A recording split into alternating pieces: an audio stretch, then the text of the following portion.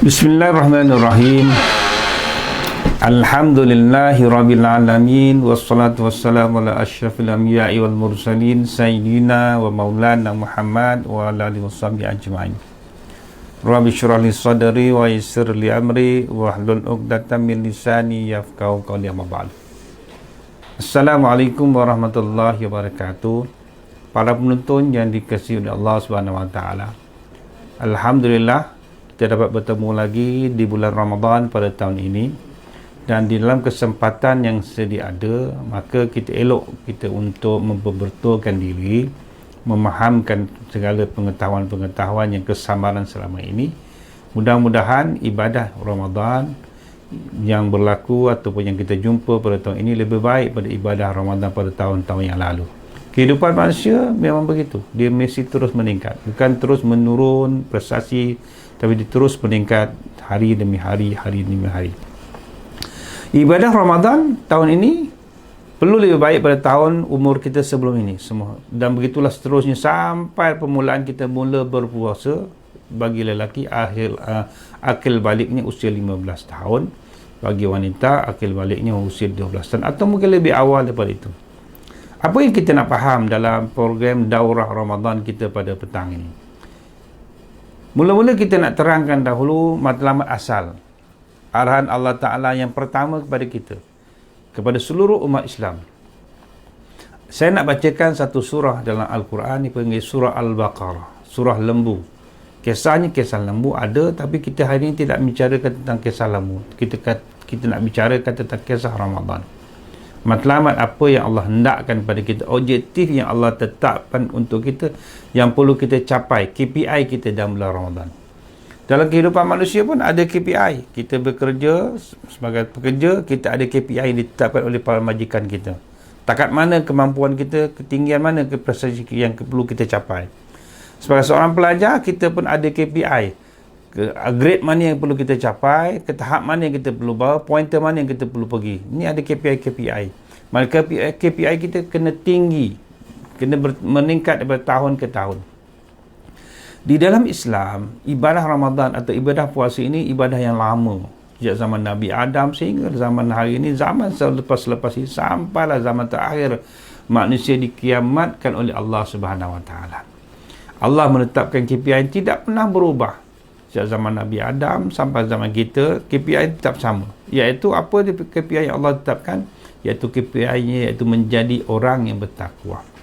Ini berdasarkan daripada firman Allah Ta'ala surah Al-Baqarah ayat 183.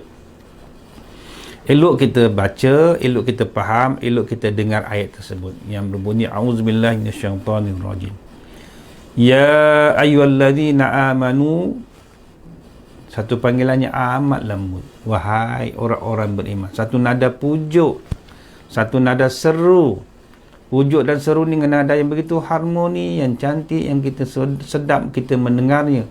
Bukan nada keras, bukan nada amaran, bukan nada marah, tapi nada memujuk, nada menyeru, nada kasih sayang. Allah kata, wahai orang-orang yang beriman. Dalam bahasa yang paling mudah, ayat ini telah menjelaskan dengan bahasa yang paling terang, iaitu Allah memanggil, Allah menyeru orang-orang yang beriman. Apa maksud iman? Orang yang meyakini Allah Ta'ala, Rasulullah dan 6 perkara tentang wajib rukun iman, yang yakin tentang arahan Allah Ta'ala, ta'muruna bil ma'ruf wa tanhauna 'anil munkar, yang yakin sepenuhnya tanpa ada bantahan. Ini mana orang yang beriman. Orang beriman tahapnya tinggi, disuruh buat, di arah tinggal terus. Itu tahap orang beriman. Disuruh puasa, disuruh raya, disuruh makan. Orang beriman begitu. Disuruh solat, tidak ada kompromi, tidak ada minta diskaun. Zaman minta diskaun telah selesai, zaman Isra dan Mi'raj. Zaman sekarang, zaman laksanakan. Zaman selepas, zaman laksanakan tanpa ada kegagalan. Ini orang yang beriman. Allah kata, wahai orang-orang yang beriman, kutiba alaikumus syiyam kama kutiba alal ladzina min qablikum. Aku fardukan, aku wajibkan, aku paksakan. Ini bahasa Allah Ta'ala. Boleh kita guna pelbagai bahasa yang membawa maksud ini arahan, bukan ini galakan. Arahan dan galakan berbeza. Golongan plastik hitam mesti tak suka dengan bahasa ini. Tapi ini orang yang beriman, bila diarahkan, terus maju ke hadapan. Ini orang yang taat. Orang yang sentiasa menolak keingkaran Allah kepada Allah, tapi lebih kepada mentaati Allah Ta'ala. Orang beriman, dia begitu. Kutiba alaikumusiyam, kama kutiba alladzina min qablikum. Aku wajibkan kamu berpuasa. Faham tak orang beriman? Seolah-olah Allah kata begitu. Jadi orang beriman kata, ya Allah, kami akan ikut apa arahan kamu ya Allah. Apa arahan yang kau arahkan pada kami ikut tanpa bantah, tanpa ada bantahan. Apa tak lagi Allah kata, bukan kamu saja. Arahan ini bukan kamu saja. Oh, dulu pun sama. Allah bawa lagi nada memujuk. Ini arahan bukan arahan baru. Arahan dah lama ada, sejak zaman Nabi Adam sampai zaman Nabi Idris, diikuti zaman Nabi Nuh, zaman Nabi Ibrahim, zaman Nabi Musa, zaman Nabi Isa, zaman Nabi Yusuf, dah seterus zaman Rasulullah sallallahu alaihi wasallam. Jadi arahan sebelum itu dah pun ada. Kutiba alaikumusiyam kama kutiba alladzina min qablikum. Bila arahan suruh berpuasa, mesti ada syarat-syarat untuk berpuasa. Ada border dia, bila mula berpuasa, bila waktu berbuka. Takrifan berpuasa hari ini kita nampak berbeza-beza pandangan berdasarkan kepercayaan agama masing-masing. Tapi kita kepercayaan dan keyakinan kita pada agama Islam, maka jauh berbeza kita penapian dengan puasa-puasa yang orang lain buat, agama-agama lain buat. Itu kepercayaan mereka. Lakum dinukum waliyadin. Bagi kamu agama kamu, bagi kami agama kami. Maka bila sebut agama kami, maka kita kena menuruti kehendak agama yang tepat. Sebab tu Allah kata, kutiba alladzina min qablikum. Orang dahulu pun aku suruh mereka puasa sama. Jadi kamu kata, ya Allah takkan kami sedap. Belum kita jawab lagi Allah dah kata. Orang dulu pun disuruh, diwajibkan untuk berpuasa. Jadi jangan takut. Sebab orang dulu berjaya puasa, maka kamu mesti boleh berjaya. Seolah-olah maklum kepada kita begitu. Macam kita kalau arahan kita diarahkan untuk kita berlari daripada satu poin kepada satu poin. Dan jarak perjalanan 2.5 km dengan masa 14 minit. Kita kata takkan kita je. Tak, orang dulu pun sama. Sama je. Kalau 14 minit lah. Kalau jarak 2.5 km tak pernah berubah. Jadi orang dulu boleh. Berjaya dah bertahun-tahun, berkurun-kurun dulu dah berjaya, tak ada masalah, maka kamu pun tak ada masalah. Sebab kamu manusia, mereka pun manusia. Apa KPI yang Allah nak? Apa objektif yang Allah telah tetapkan? Hasil daripada kefarduan puasa. Iaitu Allah telah nyatakan, aku nak la'allakum tattaqun. Aku nak kamu jadi orang yang bertakwa. Hasil didikan puasa, hasil perbuatan puasa, hasil bulan Ramadan, kamu keluar bulan Ramadan, kamu jadi orang bertakwa. Ini KPI. Sebab bulan Ramadan bukan 1 jam, 2 jam. Bulan Ramadan dalam satu hari ada 24 jam. Tidur kita bulan Ramadan, makan buka puasa bulan Ramadan, sahur kita bulan Ramadan, puasa kita bulan Ramadan, pergi mengaji bulan Ramadan, bekerja bulan Ramadan. Hari Ramadan 24 jam. Hari anugerah. Dan bila sebut hari anugerah, Allah nak letakkan KPI kita, objektif ialah jadi orang-orang yang bertakwa. Jadi persoalan kita ialah siapa itu ciri-ciri, apa itu ciri-ciri orang bertakwa. Kita nak tahu sebab Allah dah tetapkan ni, Allah nak jadikan kita orang bertakwa. Hasil puasa kita, hasil Ramadan kita mesti jadi orang bertakwa. Maka kita tanya pada Allah Ta'ala, ya Allah kami nak jadi orang bertakwa, okey, apa ciri-ciri Allah? Apa ciri-ciri orang bertakwa yang telah kamu tetapkan ya Allah pada kami? Ini persoalan. Sebab sebut takwa senang. Ada nama orang nama takwa pun ada, kan? Tetapi kita nak tahu ciri-ciri. Macam kita tengok orang ni sakit ni, apa simptom-simptomnya, apa tanda-tandanya di pening kepala, apa tanda seorang perempuan tu mengandung, apa tanda seorang lelaki tu gila, apa tanda, semua tanda-tanda. Musim Covid, apa tanda-tanda Covid? Ada ni. Ada orang demam-demam biasa. Cek tanda-tanda Covid ni bukan. Ini demam biasa ni. Ini sesama biasa ni. Ini bukan sesama burung. Ini sesama orang. Jadi ini tanda-tanda. Dan ini ada ciri-ciri tertentu. Simptom-simptomnya. Maka Al-Quran pun menetapkan bahawa menjawab persoalan kita, tanda-tanda orang bertakwa adalah. Di mana kita jumpa tanda-tanda tersebut, ciri-ciri orang bertakwa? Ada, Allah jelaskan dalam surah Al-Baqarah ayat 1 hingga ayat yang kelima. Ayat tadi ayat 183 surah Al-Baqarah juga. Allah soal di surah Al-Baqarah 183, Allah jawab surah Al-Baqarah 1 hingga 5 ayat. Ayat pertama hingga ayat kelima. Mula-mula kita dah jumpa. Allah letakkan kamu kena jadi begini. Kamu jadi begini. Ini tanda-tanda. Kalau kamu ada ke semua tanda, kamu jadi orang bertakwa. Apa yang aku nak, orang yang berpuasa dia dapat tanda-tanda ni. Jadi kesempatan ini mari kita melihat tanda-tanda ataupun ciri-ciri orang yang bertakwa sebagaimana yang diminta, dituntut oleh Allah Ta'ala. Hasil daripada perbuatan puasa. Iaitu Allah sebut dalam surah Al-Baqarah ayat pertama, Bismillahirrahmanirrahim. Alif Lam Mim. Dzalikal kitabu la raiba fih hudal lil muttaqin. Allah sebut Alif Lam Mim. Ini kitab. Dzalikal kitabu la raiba fih. Allah sebut tentang kitab. Apa dia kitab? Bukan Al-Quran saja. Kitab Taurat, kitab Injil, kitab Zabur, kitab Al-Quran. 4 kitab yang diturunkan oleh Allah Ta'ala pada Nabi dan Rasul yang berbeza. Semuanya kitab yang tidak ada ragu-ragu. Kitab Taurat tak ada ragu-ragu. Kitab Injil tak ada ragu-ragu. Kitab Zabur tak ada ragu-ragu. Al-Quran tak ada ragu-ragu. Tetapi kenapa ada orang ragu-ragu tentang Alkitab? Sebab sudah berubah. Diubah oleh manusia. Maka itu kena wajib ragu-ragu. Kitab Taurat telah diubah jadi kitab Talmud. Tak ada kitab Taurat lagi. Jadi Talmud pula. Nama pun diubah. Isi kandungan apa tak lagi. Nama pun diubah. Jenama pun diubah. Jadi kalau dalam lebih-lebih lagi berjaya diubah. Sebab itu dipanggil penyelimangan. Kitab Zabur ditukar pada Muzmir. Kitab hiburan. Kitab nyanyi-nyanyian. Kitab Injil diubah pada Bible. Al-Quran dulu sampai hari ini itulah Al-Quran. Tidak ada perubahan. Nama tak berubah, dalam tak berubah juga. Sama. Bacalah Al-Quran seluruh dunia. Tetap ayat yang sama. Sama bunyinya, sama barisnya dan sama sebutannya. Jadi Allah kata hudal lil muttaqin.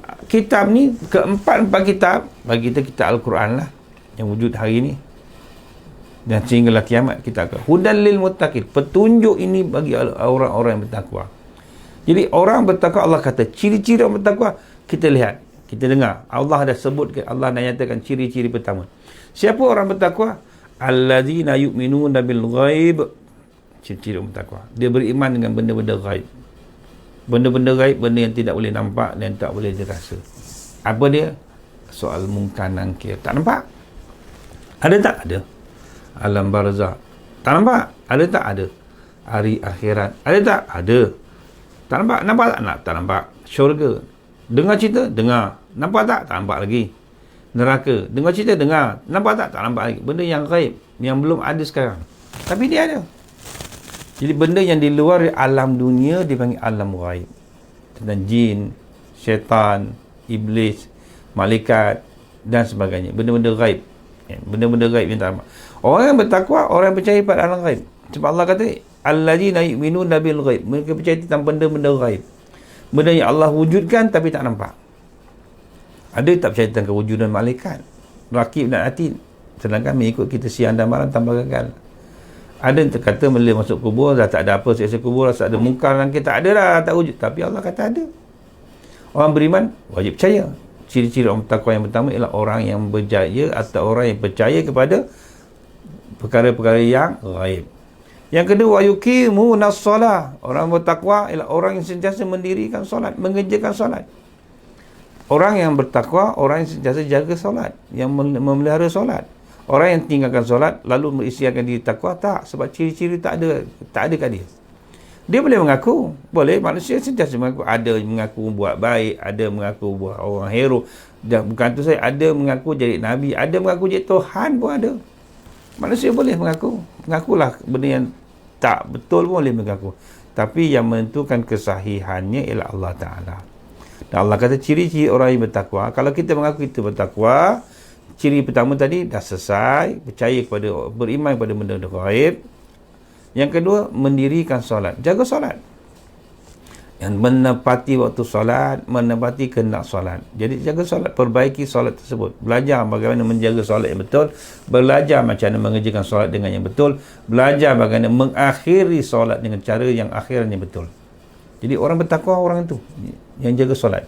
Yang kedua, wa mimma razaqnahum yunfikun. Orang yang menginfakkan hartanya pada jalan Allah Ta'ala. Ini musim bulan Ramadan ni tuan-tuan. Ada banyak cara untuk kita menginfakkan harta. Paling susah pun, paling senang pun belanja orang buka puasa sudahlah. Lepas tu hadis Nabi SAW, Nabi mengatakan, sesiapa yang menjamu orang berbuka puasa, maka pahalanya sama macam pahala orang yang berpuasa. Orang itu puasa. Jadi kita dapat pahala orang yang puasa, dia berbuka dengan hasil titik peluh kita bagi dia makan untuk dia berbuka puasa, maka kita akan dapat pahala dia tak hilang pahala tu. Allah duplicate jadi dua, dia punya dan sebahagian dia punya, satu lagi duplicate ataupun yang satu lagi yang Allah serupa jumlah yang banyak, yang dia dapat banyak, kita dapat banyak, diserahkan kepada orang yang menyumbang kepada orang yang buka puasa. Sebab tu kita buat di UPNM ni tuan-tuan puan. Kita buat untuk menjamu golongan-golongan asnaf untuk berbuka puasa. Golongan-golongan asnaf daripada fakir, miskin, fisabilillah untuk buka puasa. Tujuannya apa? Membantu kita untuk kita mendapat ganjaran pahala yang lebih.